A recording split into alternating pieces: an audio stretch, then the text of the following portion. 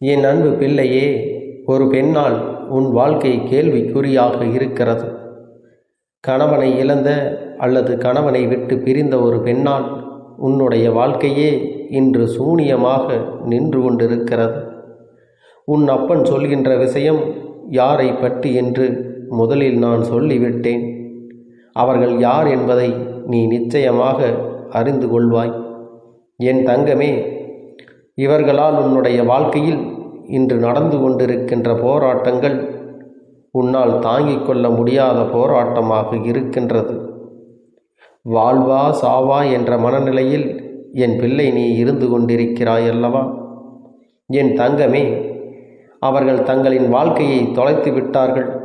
அதற்காக மற்றவர்களின் வாழ்க்கையை நன்றாக வாழ்வதில் அவர்களுக்கு விருப்பம் இல்லை. அதாவது தனக்கு வாழ்க்கை நன்றாக இல்லை என்றவுடன் மற்றவர்களும் நம் முன்னால் சந்தோஷமாக இருந்துவிடக்கூடாது என்று நினைக்கின்றார்கள். அவர்களினுடைய வாழ்க்கை அவர்களுக்கு கேள்விக்குறியாக நிற்கும் பொழுது அவர்கள் முன்னால் இன்னொருவர் சந்தோஷமாக இருந்தால் அதை அவர்கள் மனது ஏற்றுக்கொள்ள மறுத்து நிற்கின்றது. என் தங்கமே, இவர்களை தேடி வேறு எங்கும் அலைய வேண்டாம். உன்னுடைய குடும்பத்தில் இருக்கிற ஒரு பெண்தான் நான் சொல்லக்கூடிய அந்த பெண். என் தங்கமே, அவர்கள் செய்ததில் பாதி தவறு பாதி சரி என்று உன் அப்பன் நான் சொல்வேன். ஏனென்றால் உன் பக்கமும் சில விஷயங்களில் தவறு இருக்கின்றது. நான் அப்படி என்ன செய்தேன்? எல்லோரும் நன்றாக இருக்க வேண்டும், அவர்கள் வாழ்க்கை இப்படியானதை நினைத்து நானும் தானே வருத்தப்பட்டேன். என் அப்பனே, நீ என்னை பார்த்து நான் தவறு செய்திருக்கிறேன் என்று சொல்லிவிட்டாயே என்று ஆதங்கப்படாதே. முழுமையாக கேள். என் தங்கமே, உன் அப்பன் சொல்வதை நீ நிச்சயமாக கேட்டு உணர்ந்து கொள்வாய். அவர்களுடைய வாழ்க்கை இந்த கோபத்திற்கும் உன் வாழ்க்கையில் பழிவாங்க வேண்டும் என்று நினைத்த அந்த எண்ணத்திற்கும் என்ன காரணம் என்பதை நீ புரிந்து கொள்வாய். என் பிள்ளையே, பொதுவாக தன்னுடைய வாழ்க்கையை இழந்து நிற்கின்ற பெண்களுக்கு துணை என்று பேசுவதற்கு யாரும் இல்லாதவர்களாக இருப்பார்கள். அவர்களின் மனதில் இருக்கின்ற எண்ணங்களை வெளிப்படுத்த யாருமே அவர்களோடு இல்லை. அப்படி இருக்கின்ற சூழ்நிலையில் அவர்கள் முன்னிலையிலே நீ உன்னுடைய வாழ்க்கையை சந்தோஷமாக வாழும் பொழுது அவர்கள் மனதிற்குள் ஏக்கம் வந்து விடுகிறது. நான் இதுபோல சந்தோஷமாகத்தானே வாழ்ந்தோம், இப்பொழுது அந்த வாழ்க்கை நமக்கு இல்லாமல் போய்விட்டதே. நமக்கு இந்த விஷயங்களை எல்லாம் இவர்கள் ஞாபகப்படுத்தாமல் இருக்கலாமே என்றுதான் அவர்கள் நினைக்கின்றார்கள். என்னுடைய வாழ்க்கை இப்பொழுது இந்த சூழ்நிலையில் தான் இருக்கிறது.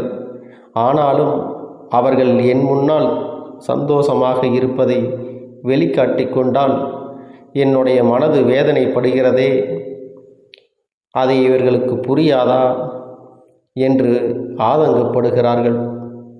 என் அன்பு பிள்ளையே, பொதுவாக கணவன் மனைவிக்கு இடையில் இருக்கின்ற அந்யோன்யமானது 4 சுவற்றுக்குள் நடுவில் இருந்தால் மிகவும் உத்தமம். வெளியில் சென்று அதை காண்பிக்க வேண்டும், அன்பை நிரூபிக்க வேண்டும் என்று அவசியம் யாருக்கும் இல்லை. அதே நேரத்தில் இதுபோன்று ஒருவருடைய வாழ்க்கை கேள்விக்குறியாக நிற்கும் பொழுது அவர்கள் முன்னால் நின்று கொண்டு நீ சந்தோஷமாக இருப்பதை உணர்த்தினால் அது அவர்களை காயப்படுத்துவது மட்டுமல்லாமல் அவர்களின் மனதிற்குள் அது நிச்சயமாக பழிவாங்குகின்ற தன்மையை உருவாக்கி கொடுக்கும் என்பது ஏன் உனக்கு புரியவில்லை? என் அன்பு பிள்ளையே, இன்னொரு விஷயத்தை பார்த்தால் அவர்கள் நினைக்கலாம், நம் வாழ்க்கைதான் இப்படி ஆகிவிட்டது, அவர்களாவது சந்தோஷமாக இருக்கட்டும் என்று பெருந்தன்மையோடு நினைக்கலாம் அல்லவா? ஆனால் அந்த பெருந்தன்மை அவர்களிடத்திலே இல்லை என்றால் குற்றம் உன்மீது திரும்பிவிடும் அல்லவா?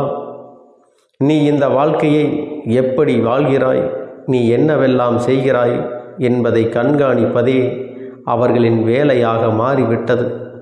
அது மட்டுமல்லாமல் நீ எங்கெங்கு செல்கிறாய், என்னவெல்லாம் செய்து கொண்டிருக்கிறாய் என்று உன்னை பற்றியே எப்பொழுதும் அவர்கள் சிந்தனை செய்து கொண்டிருக்கிறார்கள். அதோடு அவர்கள் நிறுத்தி விடுவது கிடையாது.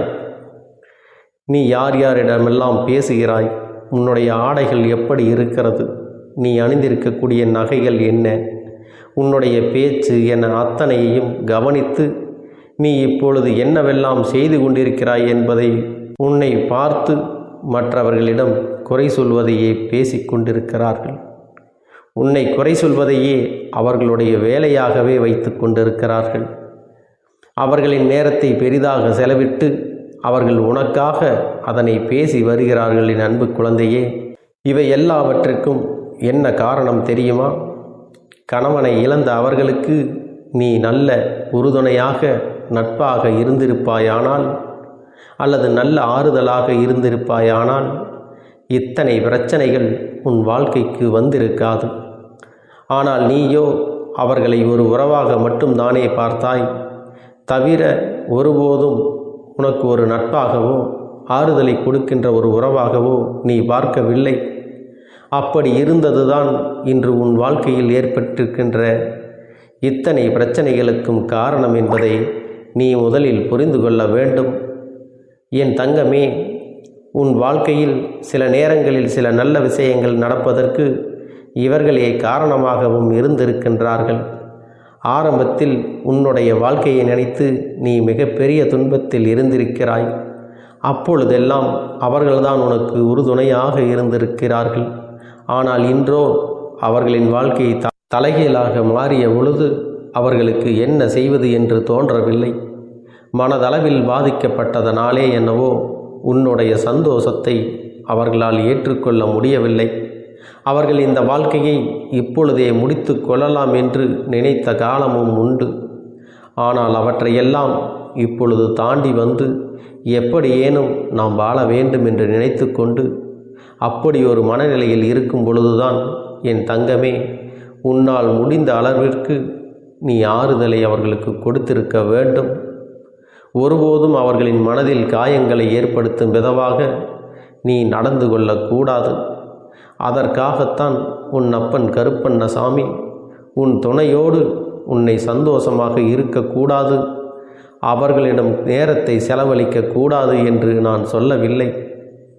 அவர்கள் இருக்கின்ற இடத்தில் எந்த விதமான அந்யோன்யத்தையும் நீ காட்ட வேண்டாம் என்று தான் சொல்கின்றேன். அப்பன் சொல்லியது உனக்கு வேடிக்கையாக இருக்கலாம். உன் கண்களை மூடி ஒருமுறை நீ சிந்தித்துப்பார் என் செல்லமே. இப்பொழுது அவர்கள் இருக்கின்ற இடத்தில் நீ இருக்கின்றாய். நீ இருக்கின்ற இடத்தில் அவர்கள் இருக்கின்றார்கள் என்றால் ஒரு நிமிடம் சிந்தித்துப்பார். யாரும் இல்லாத ஒரு மனநிலை, நம்மை சுற்றி நம்மோடு இருந்த உறவுகள் எல்லாம் இல்லாமல் சென்று தனியே காட்டில் தவிக்க விட்டது போன்ற ஒரு உணர்வு. இப்படி இருக்கும் பொழுது அவர்களுக்கு அதிகமாக வேதனை நிச்சயமாக ஏற்படும் அல்லவா? அதற்கு நாம் ஆறுதலாக மட்டும்தான் இருக்க வேண்டும். அந்த ஆறுதல் அவர்களுக்கு கிடைக்கவில்லை என்றால் அவர்களினுடைய எண்ணங்கள் மற்றவர்கள் மீது வெறுப்பாகத்தானே திரும்பச் செய்யும்.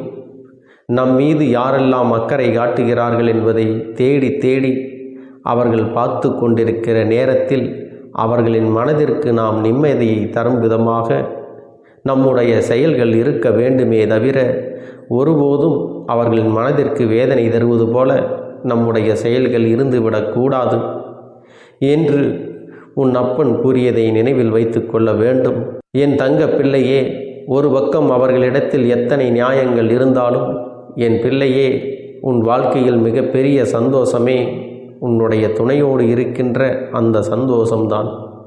அதிகபட்ச நேரம் கிடைக்காவிட்டாலும் கிடைக்கின்ற நேரத்தில் சந்தோஷமாக சிரித்து பேசி மகிழ்வதை கூட அவர்களால் ஏற்றுக்கொள்ள முடியாமல் இருப்பது பற்றி நான் என்னத்தை சொல்வது? எல்லா சூழ்நிலைகளிலும் இந்த வாழ்க்கையை எப்படி ஏனும் கடந்து வந்துவிட வேண்டும் என்றுதான் நீயும் போராடி கொண்டிருக்கிறாய். எத்தனையோ முறை இந்த வாழ்க்கையை விட்டு சென்று விடலாம் என்று நினைத்திருக்கிறாய் அல்லவா? அவர்களின் வாழ்க்கை இப்படி ஆகிவிட்டது என்பதற்காக நம்முடைய வாழ்க்கையும் நாம் தொலைத்து விட வேண்டும் என்றல்லவா அவர்கள் நினைத்து கொண்டிருக்கிறார்கள். இன்று என் பிள்ளையே, நீ வேதனைப்படுகிறாய்.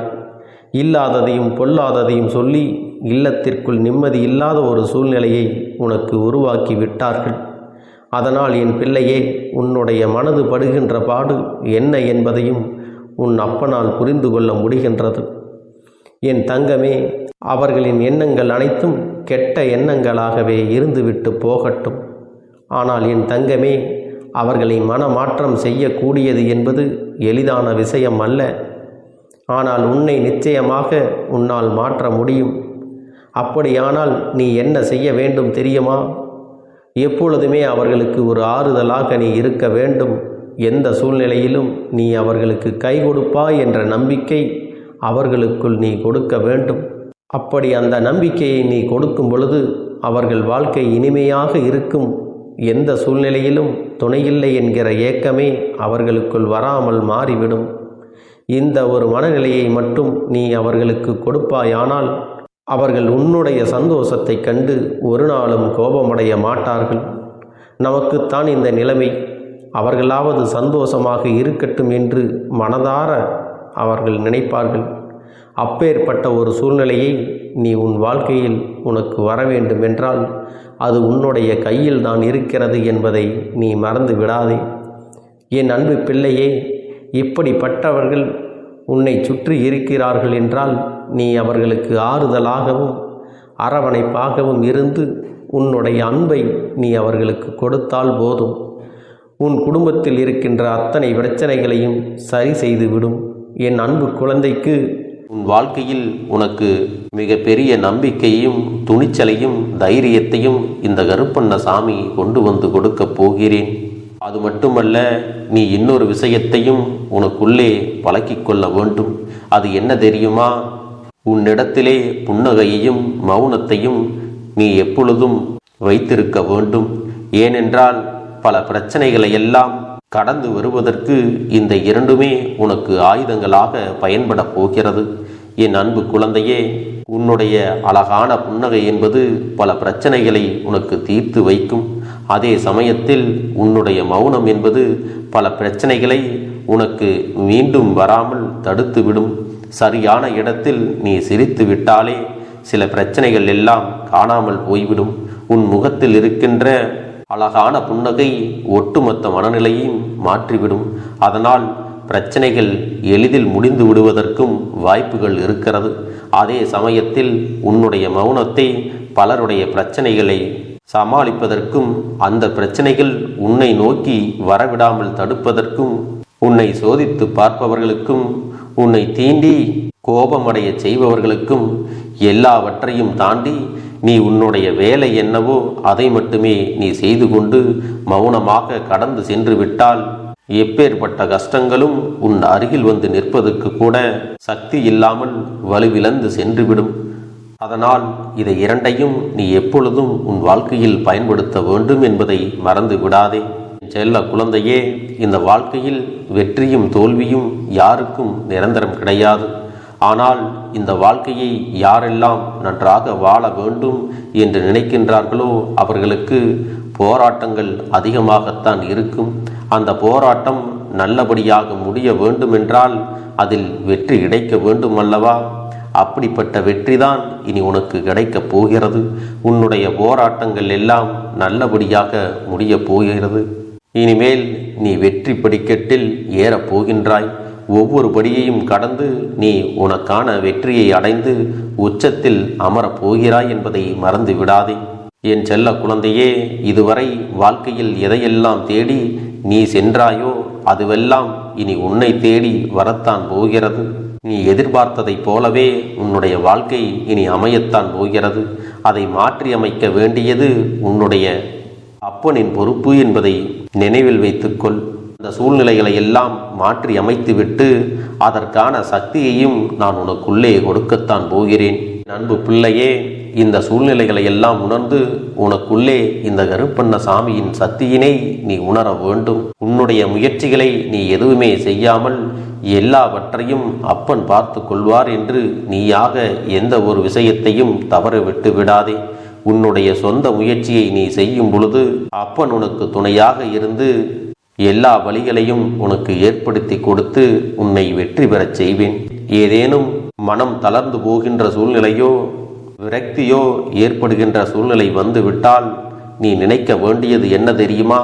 இந்த அப்பனை நினைத்து கொண்டு என்னால் முடியும், என்னால் இந்த விஷயத்தை செய்ய முடியவில்லை என்றால் யாராலும் செய்ய முடியாது, என் அப்பன் துணையாக இருக்கிறார், நான் இதை செய்து விட்டுத்தான் வேறு வேலையை பார்ப்பேன் என்ற தன்னம்பிக்கையை நீ உனக்குள்ளே அதிகமாக வைத்திருக்க வேண்டும். என் அன்பு குழந்தையே, உன்னுடைய மனதில் தோன்றுகின்ற எண்ணங்களை எல்லாம் நீ எப்பொழுதும் நேர்மறையாகவே வைத்திருக்க வேண்டும். அது மட்டுமல்ல, எப்பொழுதெல்லாம் நீயாகவே உனக்குள் பேசிக்கொள்கின்றாயோ அப்பொழுது உன்னுடைய வாயிலிருந்து வருகின்ற வார்த்தைகள் எல்லாம் என்னால் முடியும், நான் தான் இதை சிறப்பாக செய்வேன், என்னை விட இங்கு யாரும் இந்த வேலையை இத்தனை சிறப்பாக செய்ய முடியாது என்ற நம்பிக்கையை நீ அதிகமாக வைத்திருக்க வேண்டும். உன்னுடைய எண்ணங்களை நேர்மறையாக மிக அழகாக நீ சிந்திக்க தொடங்கிவிட்டால் உன்னுடைய வாழ்க்கை மிக அழகான பூந்தோட்டம் போல மாறிவிடும். உன்னை சுற்றி இருப்பவர்கள் எல்லோரும் உனக்கு நன்மைகள் மட்டுமே செய்வார்கள். தவறுகள் செய்வதற்கோ துரோகங்கள் செய்வதற்கோ நினைக்க மாட்டார்கள். அவர்கள் மனதில் அப்படி ஏதும் தவறான எண்ணங்கள் இருந்தாலும் அவர்கள் எல்லாம் உன்னை விட்டு விலகி ஓடி விடுவார்கள்.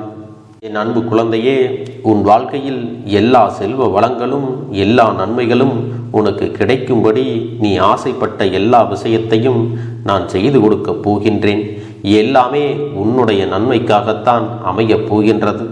எல்லோருக்கும் அவர்கள் நினைத்தது போல ஆசைப்பட்ட வாழ்க்கை அமைந்து விடாது.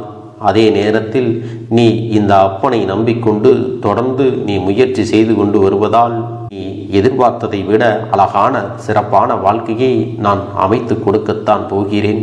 யார் என்ன நினைத்தாலும் பரவாயில்லை என்று யாரையும் நீ ஏமாற்றாமல் உண்மையாகவும் நேர்மையாகவும் உன்னுடைய மனசாட்சிப்படி நீ வாழ்ந்தாலே போதும். உன்னிடத்தில் தெரிந்தே தவறுகள் செய்பவர்களையும் துரோகங்கள் செய்பவர்களையும் மீண்டும் மீண்டும் நம்பும் அளவிற்கு நீ ஒருபோதும் முட்டாள்தனமாக இருந்து விடாதே என் செல்லமே. அப்படிப்பட்டவர்களிடமிருந்து நீ விலகி இருந்து அவர்களுக்கான அந்த தவறினை உணர்த்த வேண்டும். உன்னுடைய நடவடிக்கைகள் தான் அவர்களுக்கு மீண்டும் அப்படி ஒரு தவறு செய்துவிடக் கூடாது என்ற எண்ணத்தை உருவாக்கும். என் தங்கமே, அது உனக்கு பாதுகாப்பாகவும் இருக்கும் என்பதை நினைவில் வைத்துக் கொள்ள வேண்டும். எதிரியாக இருந்தாலும் சரி அல்லது உன்னை அலட்சியம் செய்யும் குடும்ப உறவுகளாக இருந்தாலும் சரி, அவர்களுக்கு எப்போதும் நீ மௌனத்தை மட்டுமே பதிலாகவும் பரிசாகவும் கொடு. விரைவில் உன் வாழ்க்கை மாறுமல்லவா? அப்போது எல்லாவற்றையும் அவர்களாகவே உணர்ந்து கொள்வார்கள். எப்பொழுதும் நீ மற்றவர்களிடத்தில் நன்றியுணர்வோடு இருந்து கொண்டால் அதுவே உனக்கு எல்லா நன்மைகளையும் கொண்டு வந்து கொடுக்கும். என் அன்பு குழந்தைக்கு இந்த கருப்பண்ணசாமியின் ஆசீர்வாதங்களும் அன்பும் துணையும் என்றென்றைக்கும் முழுமையாக கிடைத்து கொண்டே இருக்கும்.